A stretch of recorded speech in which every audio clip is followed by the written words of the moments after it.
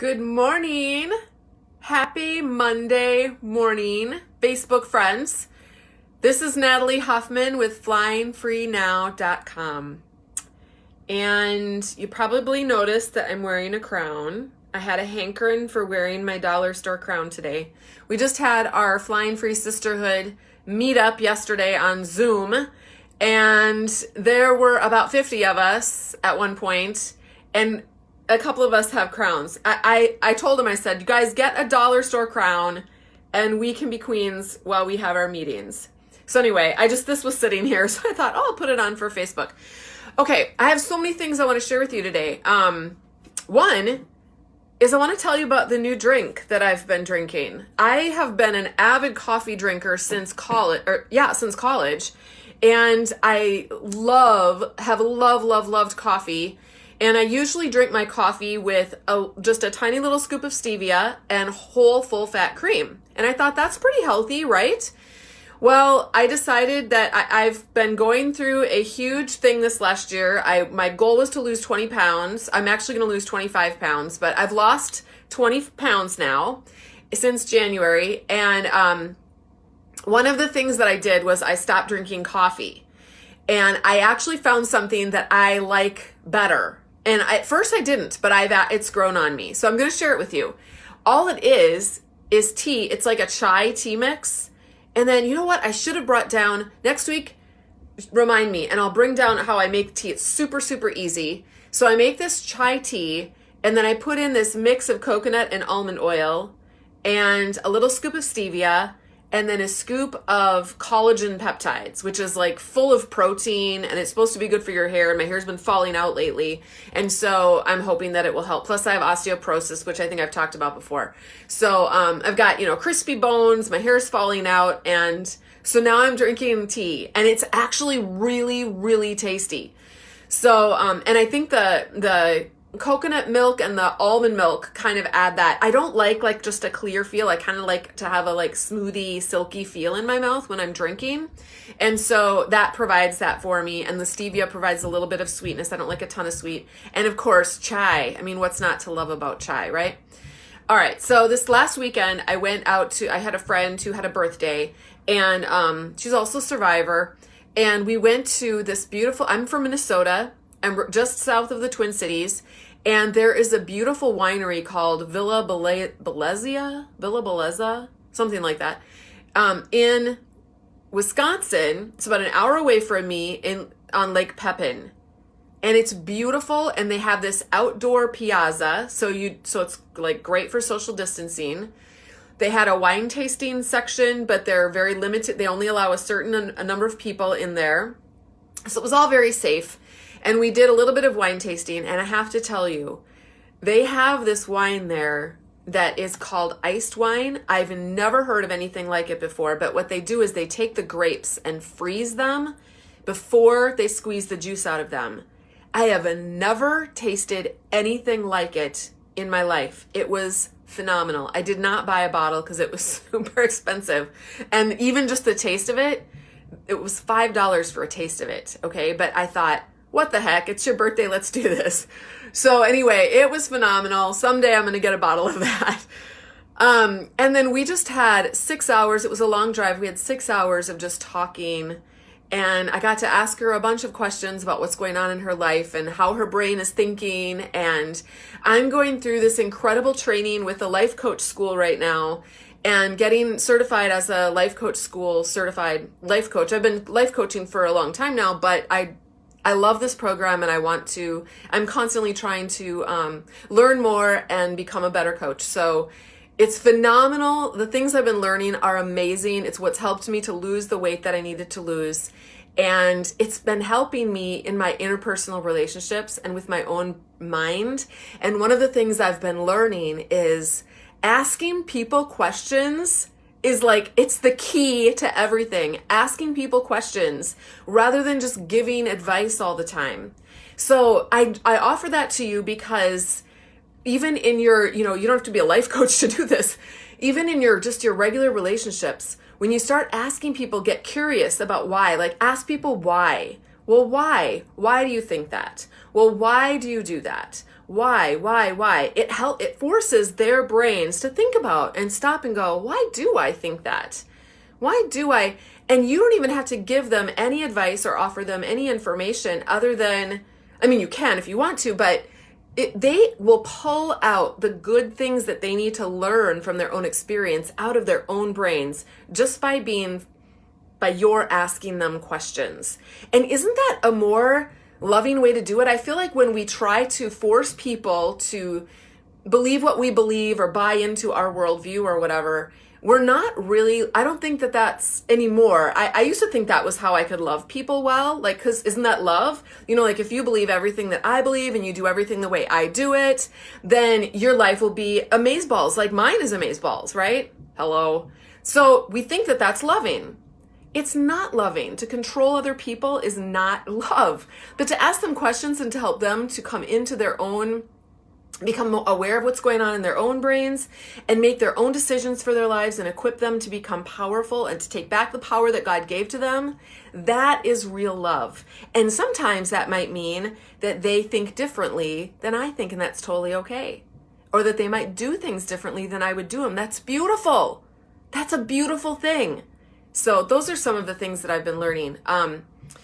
In my Flying Higher group, we are going to start doing a weight loss program, it's a weight loss. We're actually going to be doing a lot of thinking in our brains and figuring out not just the rules of weight loss, because losing weight is like, basically gaining weight is all about, or having a lot of weight on us is all about eating more fuel than we need for our bodies, right? So that's simple. But it's not simple. It's not simple because, you know what? This universe between our ears, our brains, makes it very difficult. And so we're going to be learning all about that in Flying Higher. And this next week, we're getting ready. I'm getting all the things done this week. And then on Friday, all day is set aside to pack and grocery shop because I'm taking my family to it's not a little cabin, it's kind of a big cabin because there's 11 of us in Wisconsin, and we are going to do cabin things. By this cabin and next Monday live, hopefully I will remember because I might be busy. Actually, no, we're going horseback riding next Monday from 9 to 10:30. So I'll try to get on and do a live right after that horseback ride. Maybe I'll do a live while we're horseback riding. Wouldn't that be fun? So I'll try to check in with you guys and show you the cabin that we're staying in and some of the things that we do. There's bike riding there. They have bikes at this cabin so you can go on bike rides. There's miles and miles and miles of trails to go hiking, bike riding. We're going to go horseback riding one day. We're going to rent a pontoon boat, and there's lots of lakes there, and we're going to ride around on lakes. We did this last year, and the kids absolutely loved it, so we're going to do a repeat. Only this time, some of my older kids are coming, and there's boyfriends and girlfriends, so it's going to be so much fun. I can't believe that I'm a mother of big kids who have boyfriends and girlfriends that are coming on a trip with us. It's just surreal. All right. Right now I'm reading a book called Trauma Proofing Your Kids. It's called Trauma Proofing Your Kids, A Parent's Guide for Instilling Confidence, Joy, and Resilience. It's by Peter Levine. And that's what I want to talk with you guys about a little bit about today. Because a lot of us, those of us who are survivors, we have experienced long-term trauma. Maybe not, some of us have experienced short-term traumas, like maybe losing a child or having a car accident or something like that. But when you've been living in a toxic relationship, you are being traumatized every single day in very micro ways. So imagine a bunch of getting stung by bees every day. Over time, getting stung by a couple of bees one day, no big deal. Getting stung by a couple of bees every day, that eventually starts to add up in your body system. It begins to break down and things begin to fall apart, right? That's trauma. So a lot of times women who have been in abusive relationships develop complex post-traumatic stress disorder. And so, and the thing is that our kids can develop that as well because they are, even if they aren't seeing you guys fight or I shouldn't say you guys fight, but even if they aren't seeing the abuse and your reactions to the abuse, they are still feeling it. And chances are that if one parent is abusive and the other parent is in survival mode, that's going to trickle down into our kids' lives. And so what I want to help you understand is so much the importance of your own healing. By the way, if you're just joining me, I'm wearing a crown. You'll have to go back to the beginning and figure out why I'm wearing a crown. So it's important for us to heal our own trauma if we want to help our children heal their trauma. And a few weeks ago, I have a page where I do short videos and I introduce you to different books that you can read to your kids that will help them process the traumatic experiences that they've had in their lives from the kids level. So if you haven't seen that page, I'll put a link. Let me remind myself, I'll put a link to that, link to resource for kids when I'm done with this. Okay. But you also have to do your own work, because you can read all the books that you want to your kids, but if you're still stuck in your own trauma, it's going to be really hard for you to understand their trauma. So one of the things, this book has a lot of things in it, lots of things in it, but one of the things that I've been learning about, not just from this book, but from even my training, my coach's training even, is that when you have a trigger, or when you have the original traumatic experience, or maybe the experience that happens over the course of time, like for example, gaslighting is a traumatic experience. When someone tells you, when something happens to you and then the other person says that didn't happen to you, nobody said that, you're making that up in your head, and you're like, oh, I could have sworn that happened. My kids come home and tell me about these things and I experienced it as well.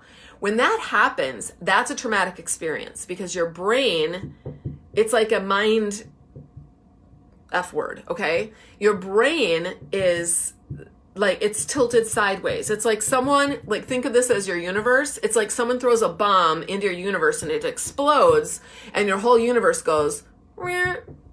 And it takes a while for you to like sort that through and straighten it out again. And sometimes we never do, because we keep getting bombs thrown at our universes, our brains, and they just keep exploding. And it's very difficult to recuperate and recover from those, and to understand what's real and what isn't real. So what happens when you have a traumatic experience, or when you have a repetitive experience, is your body experiences vibrations. Those are your emotions. So our emotions, things like fear and anger, joy, all the good emotions and all the bad emotions, well, they're not good and bad, negative and positive emotions, they will trigger vibrations in your body. And a lot of us aren't aware of that. We just think, I feel so angry right now. And we don't ever stop. I never knew, I never stopped and went, okay, where am I feeling this in my body? So if we become aware of the vibrations that we're having in our body and where they are, I remember feeling aware. I was driving up to a stop sign, a stoplight, and I looked over at the person in the car just a little bit ahead of me, the driver.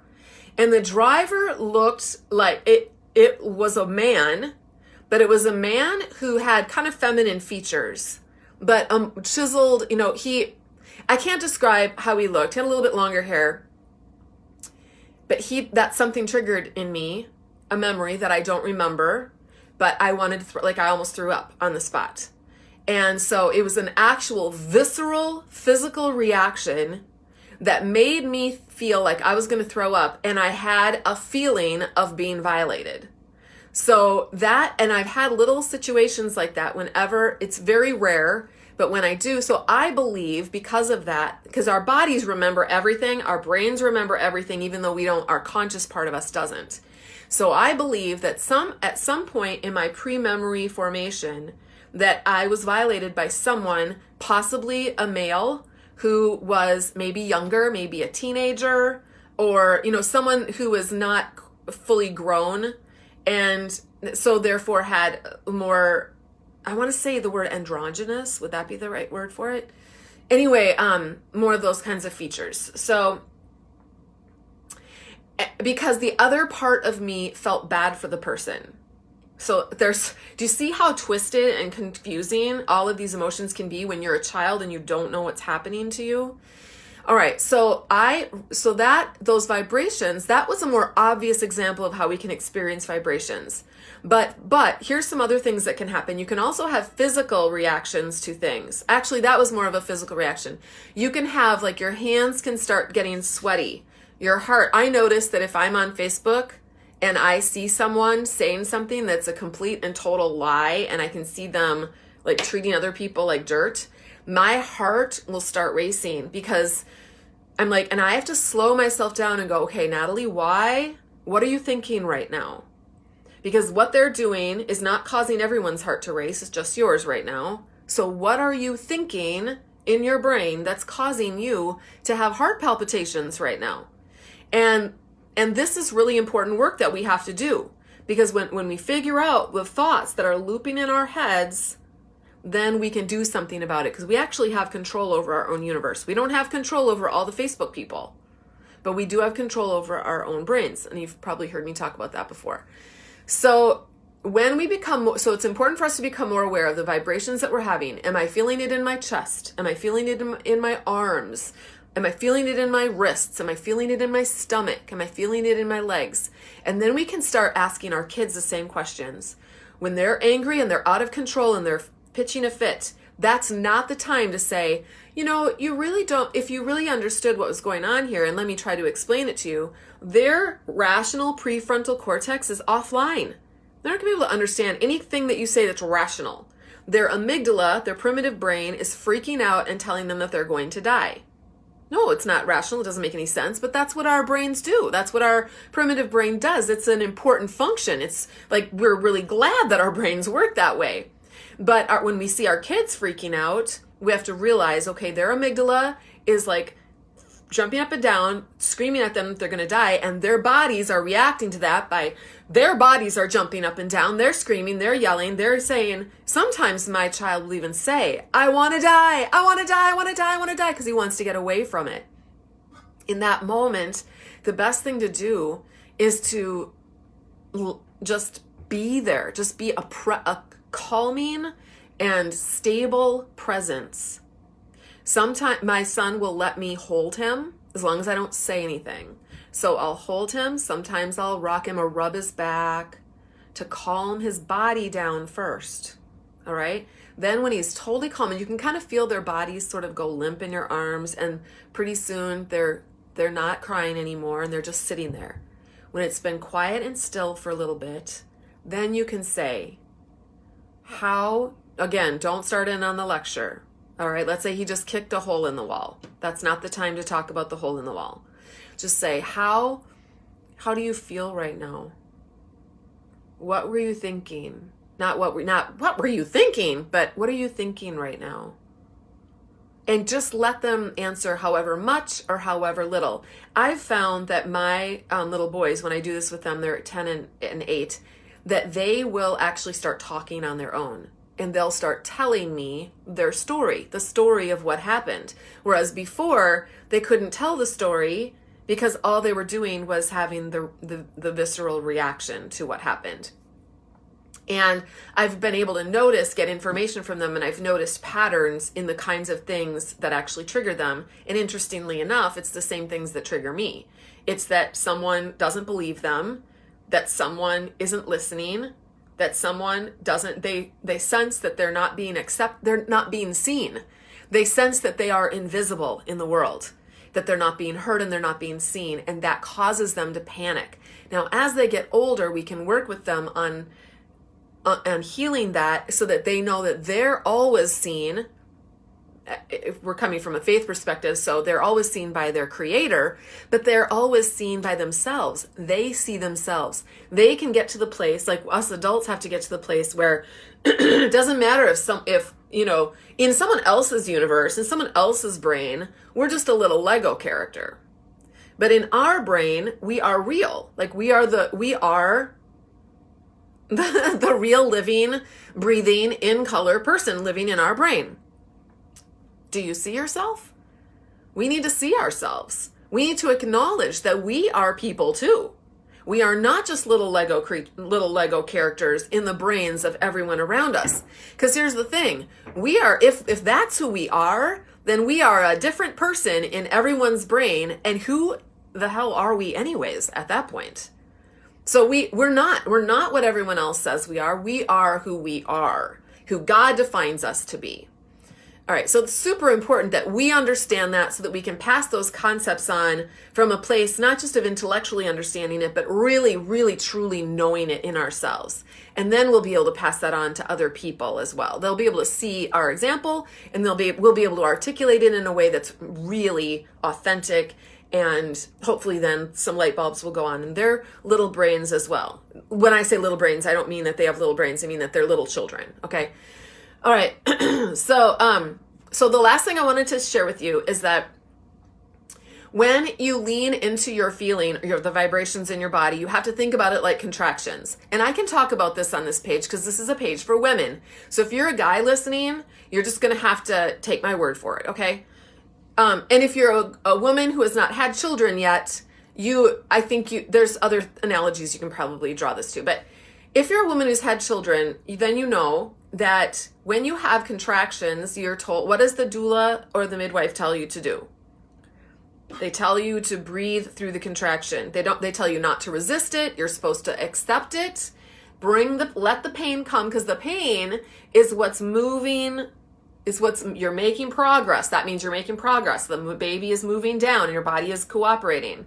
So when you're breathing through it and you accept it, you can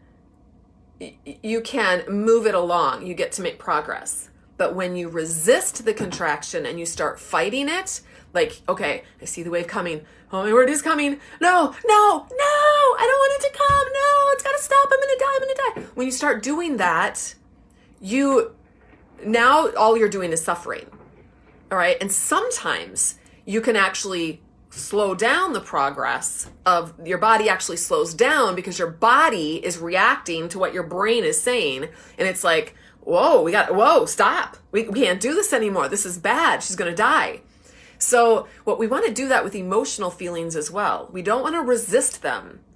We don't want to say, oh, I am not going to feel that. Instead, I'm going to reach for the glass of wine. Or no, I don't, that is so uncomfortable. I'm going to eat the donuts. That doesn't help us make any progress. So we want to accept the feeling and sit with it. And you know what you find out? I've practiced this. I found this out. I didn't really know. What I found out is that I would survive the feeling. It's just a vibration in my body. That's what it is. And I can survive it. And actually, the feeling will fade. It's like the contractions. It comes in waves. So when it comes and I feel it and I think about it, I think, okay, where am I feeling this in my body? It's almost like an itch that you just have to scratch, right? And then if you sit with it and wait with it and accept it, it passes. And then you can move on. It's an incredible insight into how your body and your brain work together in this beautiful unit that God created. This is the way He made it to be. So anyway, that's what I had to offer you today.